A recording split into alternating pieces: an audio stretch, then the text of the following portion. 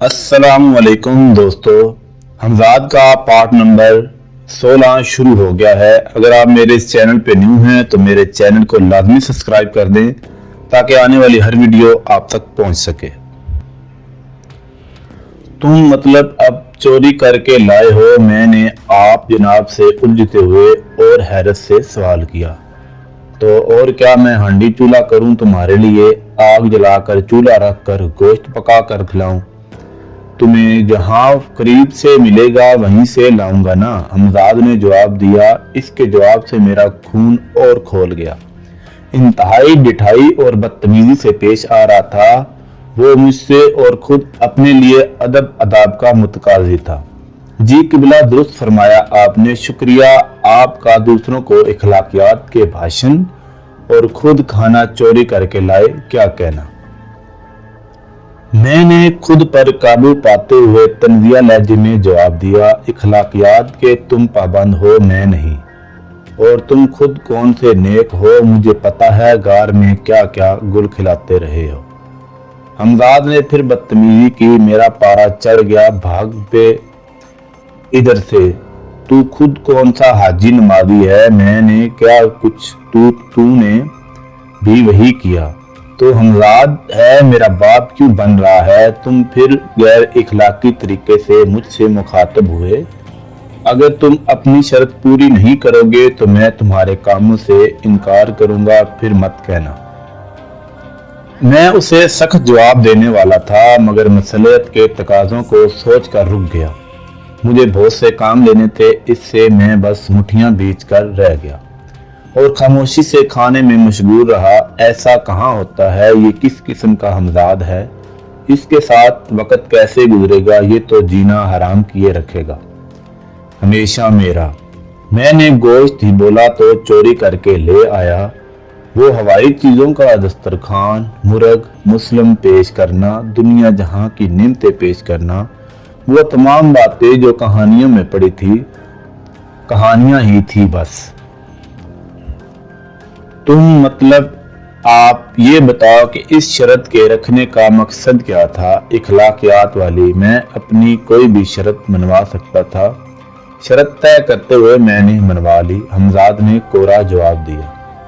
मैंने इससे मजीद उलझने का इरादा तर्क कर दिया। ठीक है, मैंने पूछा था कि आपको बुलाना होगा तो क्या तरीकाकार होगा। इस बार मैंने अल्फाज का चुनाव ठीक रखा। हमजाद हूँ तुम्हारा, तुम मुझे तसव्वुर करोगे, मैं हाजिर हो जाऊंगा। बस हमजाद ने इस बार माकूल तरीके से जवाब दिया। ठीक है, मैं चाहता हूँ तुम मतलब आप पता लगाओ, अरियाना मुझसे शादी की मेरी बीवी है क्या? साधु इसके साथ जो कुछ कर रहा है इसमें इसकी मर्जी शामिल है। पता क्या लगाना है? मुझे पता है, हमजाद ने कहा।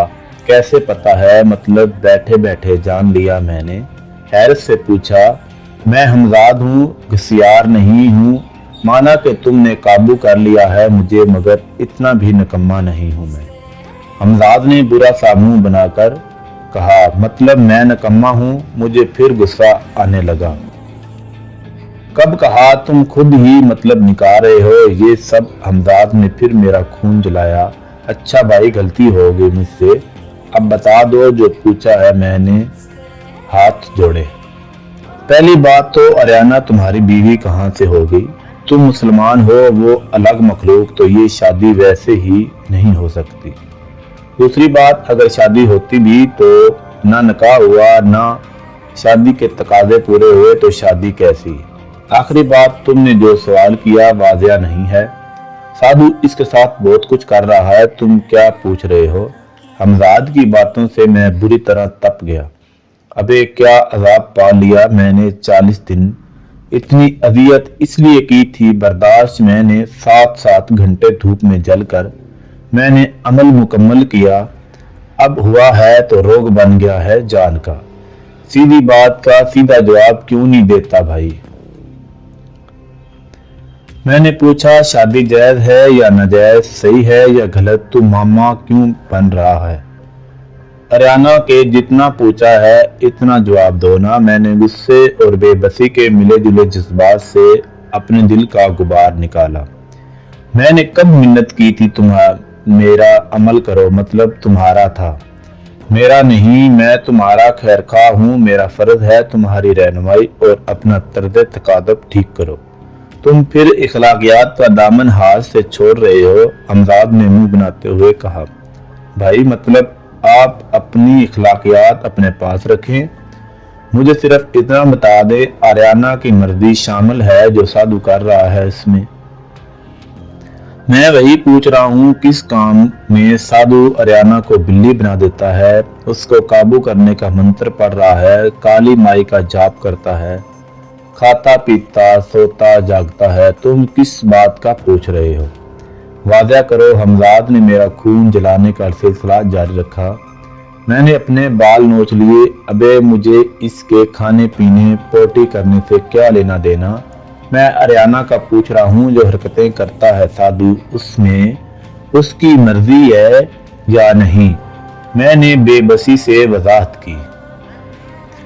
میں تمہیں پچھلے 1 گھنٹے سے کتنی بار ٹوک چکا ہوں، ادب اداب سے بات کرو، ابے تبے نہیں پسند، بات مہذب انداز میں دہراؤ، حمزاد نے ڈھٹائی سے جواب دیا۔ اس لمحے مجھے اس مسئلے کا حل سوجھ گیا۔ حمزاد تم مطلب آپ میرا ہر حکم ماننے کے پابند ہو نا؟ ہاں بالکل ہوں، حمزاد نے فٹ سے جواب دیا۔ تو میرا پہلا حکم ہے ادب اداب اور اخلاقیات کا خیال رکھو مجھ سے بات کرتے ہوئے، اور دوسرا حکم یہ ہے کہ میں ادب اداب و اخلاقیات کا خیال نہ بھی رکھوں تو تم ٹوکو گے نہیں، نہ میرے کسی کام سے انکار کرو گے۔ اور اب مجھے جواب دو جو پوچھا ہے۔ میں نے دل میں خوش ہوتے کہا، ٹھیک ہے قبلہ عمران صاحب، ہم آپ کے ہر سوال کا جواب دینے کے پابند ہیں۔ آپ کو واقعی سادھو کے بول براز سے کیا دلچسپی؟ ہماری دانائی اور کم عقلی تھی، ہم نے آپ سے غیر متعلقہ باتیں دریافت کر لی، اور ان سب کے لیے ہم دستہ بدستہ معافی کے خواستگار ہیں۔ آپ سے درخواست ہے کہ دل میں میل مت لائیں، ہم آپ کے ہمدرد اور خیرخواہ ہیں۔ ہم جانتے ہیں آپ کتنے بے چین اور بے قرار ہیں، یہ جاننے کے لیے یقین کیجیے۔ ابے مختصر بات کر لے، میرے باپ کیوں خون جلا رہا ہے؟ مستقل میرا، میں نے زچ ہو کر کہا۔ جی ہم وہی عرض کر رہے ہیں مسمات آریانہ بی بی، بات سنو۔ میں نے حمزاد کی بات کاٹ دینا، میں ادب اداب سے بات کروں گا، نہ تم ہم برابری کی سطح پر کریں گے۔ منظور ہے؟ میں نے حمزاد کی طرف دیکھتے ہوئے کہا۔ ہاں ٹھیک ہے، منظور ہے۔ میں 1 گھنٹے سے کھڑا ہوں، تم بستر پر ہو، برابری کرنی ہے تو ہر معاملے میں کرو، جگہ دو مجھے بستر پر۔ حمزاد نے نخرے دکھانے شروع کر دیے۔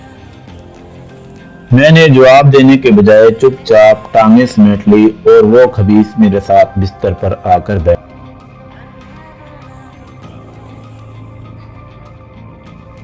ہاں اب بولو، حمزاد نے میری طرف دیکھا۔ جو پوچھا وہ بتاؤ مجھے، میں نے حمزاد سے کہا۔ نہیں، حمزاد نے مختصر جواب دیا۔ کیا نہیں؟ پوری بات کرو۔ میں نے نہ چاہتے ہوئے بھی ضد ہو گیا۔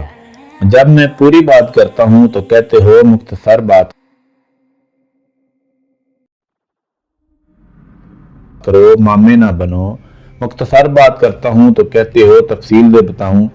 پہلے سوچ لو ایک بات کہ مختصر جواب دیا کروں یا تفصیلی۔ حمزاد نے پھر چڑھایا مجھے۔